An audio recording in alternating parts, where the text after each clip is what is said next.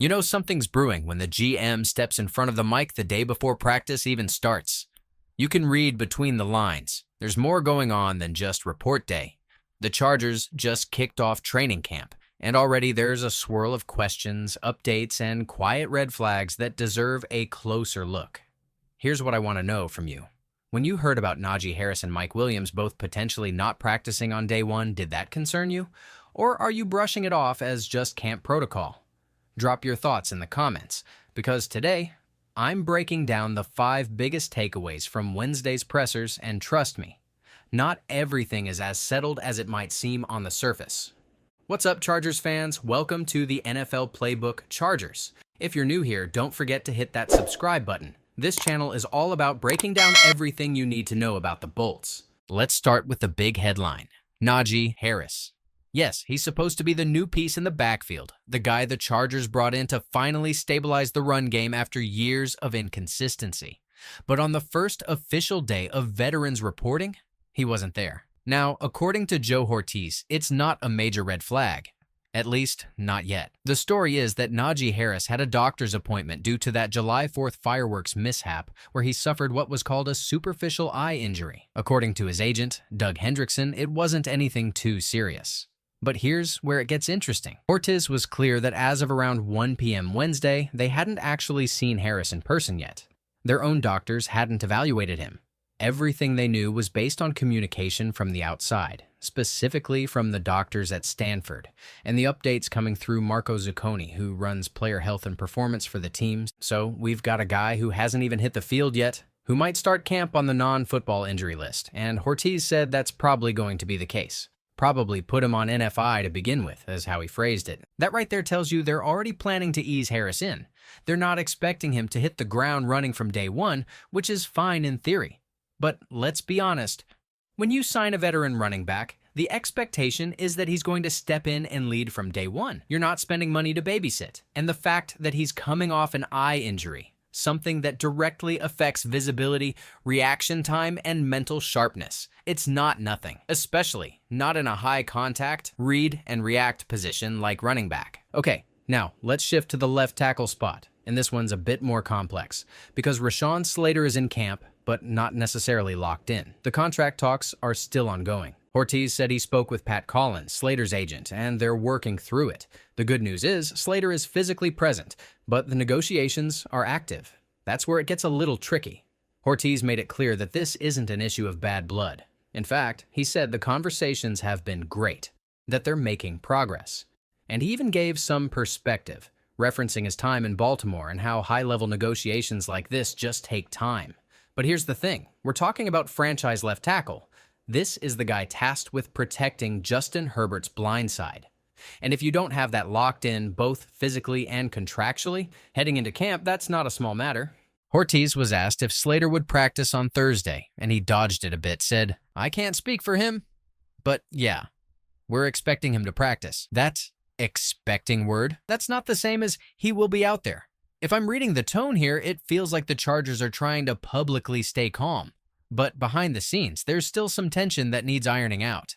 They need to get this deal done quickly so that it doesn't turn into a hold-in or affect practice consistency, especially with so many moving pieces already on the offensive line. Speaking of contract situations, Tre Harris.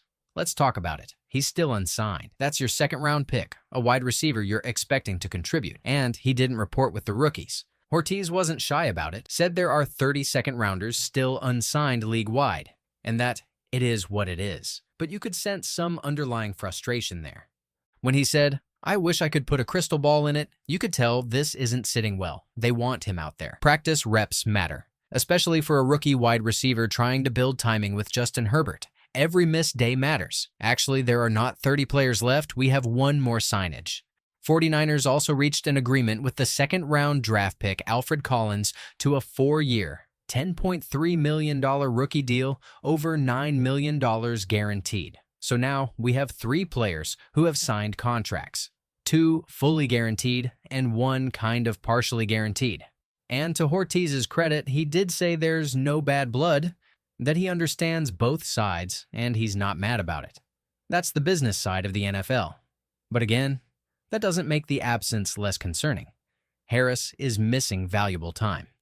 And with Mike Williams on the PUP list, the need for bodies in the receiver room is even more urgent. Speaking of Mike Williams, this one was maybe the most predictable update of the day, but it still carries weight. He's on the PUP list. Now, according to Hortiz, it's not a big deal. Just working through something small, he said. Could be out there any day. And that's the line you're going to hear every time a guy lands on the PUP. But with Mike, we've been down this road before. Hortiz lumped Elijah Molden into the same conversation, said they're both close, and that either of them could be practicing at any time, which technically is true. But here's what we know.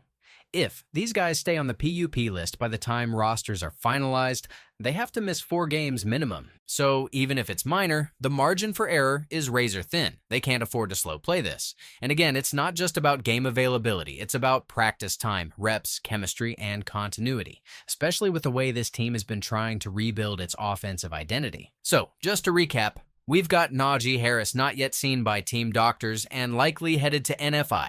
We've got your franchise left tackle at camp, but still negotiating. We've got your second-round wide receiver unsigned and not reporting, and your big money wideout is on PUP with no guaranteed return date. If that's not a complicated start to camp, I don't know what is.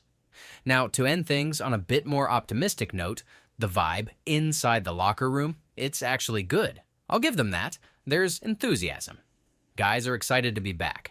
Diane Henley said there's a lot of excitement just to get the season back on the road. Joe Alt, the rookie tackle, said this is a great time to work on technique and fine-tune things before the season kicks off. And it's true. The Chargers have a bit of a unique timeline here because of the Hall of Fame game. That early start adds an urgency to camp. Henley talked about that, said the short turnaround from minicamp means there's less rust and more momentum. The way he put it, we're a day ahead of everybody else, and I like that mentality. Whether or not it actually translates on the field, that kind of confidence can help set the tone early. He also made an interesting point about the mental side of the game, that sometimes it's not the body that gets rusty, it's the mind. And keeping the team mentally sharp, focused, in rhythm, that's just as important as the physical ramp-up. So yes, there's excitement, there's optimism. But let's not gloss over the real concerns here, because this isn't just about camp drama. These are core pieces of the roster. Every day missed is a day you don't get back. The Chargers are talented. We all know that. But talent isn't the issue here. It's consistency. It's health. It's execution. And how this team handles these early challenges might end up setting the tone for the whole season. Drop your thoughts in the comments. I'll be reading every one of them. And if we learned anything today, it's this. The Chargers are back, but so are the questions.